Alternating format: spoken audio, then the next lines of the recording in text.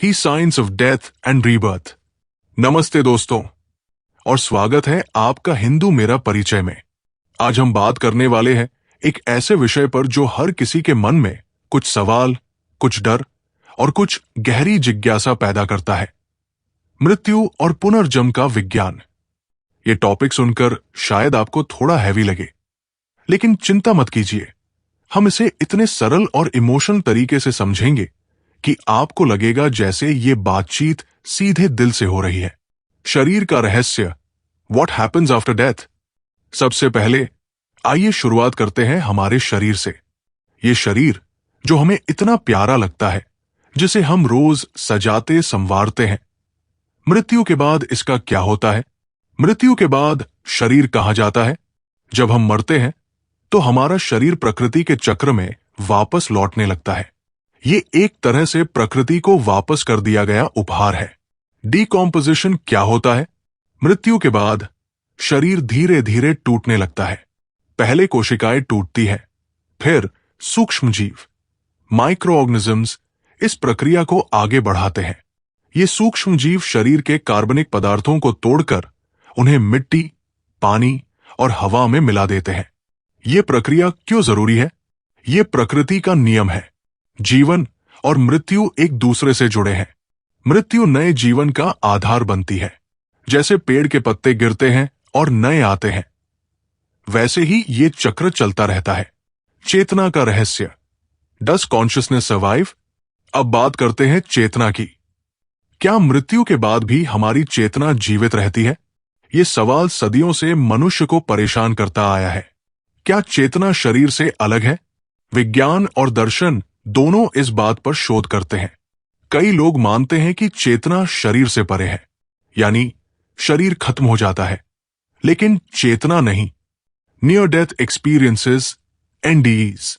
कई लोगों ने मृत्यु के नजदीक पहुंचकर ऐसे अनुभव किए हैं जो हैरान कर देने वाले हैं। कुछ ने प्रकाश देखा, कुछ ने शांति महसूस की, तो कुछ ने अपने शरीर से बाहर होने का अनुभव किया।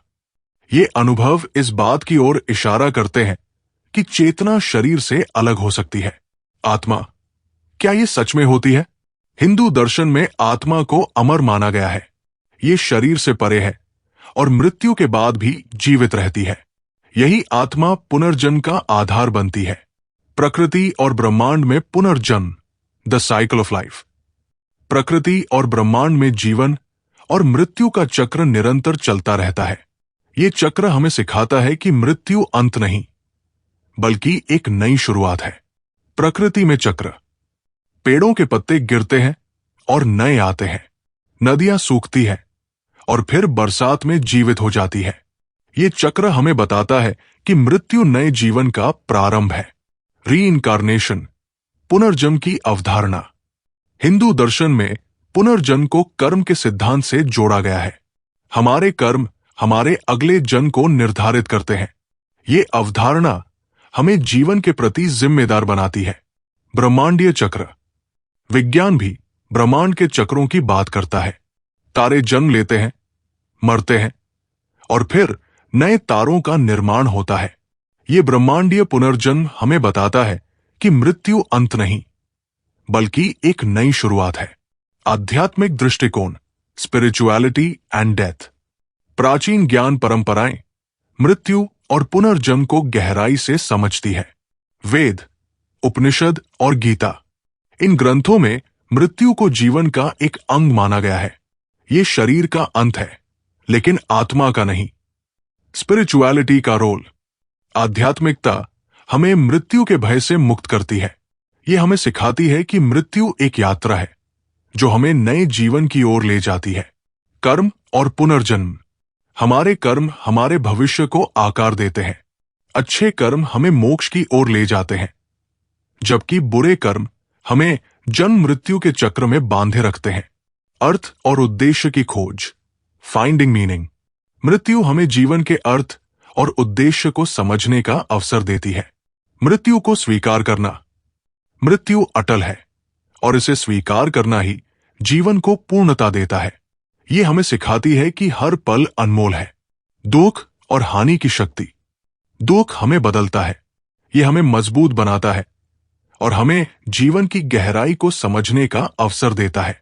नवीनीकरण और विकास। मृत्यु के बाद नया जीवन शुरू होता है। ये हमें सिखाती है कि हर अंत एक नई शुरुआत है। अंतिम संदेश, फाइनल थॉट्स। मृत्यु और पुनर्जन्म का विज्ञान हमें जीवन के सबसे गहरे रहस्यों से परिचित कराता है। यह हमें सिखाता है कि मृत्यु अंत नहीं, बल्कि एक नई यात्रा का प्रारंभ है। इस ज्ञान को अपने जीवन में उतारिए। मृत्यु के भय से मुक्त होकर जीवन को पूर्णता से जिए, क्योंकि जैसा कि गीता में कहा गया है, जो जन्म लेता है उसकी मृत्यु निश्चित है, और जो मरता है उसका पुनर्जन्म निश्चित है। इसलिए इस चक्र को समझिए और जीवन को एक उत्सव की तरह जिए। नमस्ते। ये एपिसोड आपको कैसा लगा? कमेंट करके बताएं और साथ ही बताएं कि आप अगले एपिसोड में किस विषय पर चर्चा करना चाहेंगे। इस वीडियो को लाइक, शेयर और सब्सक्राइब करना न भूलें। धन्यवाद।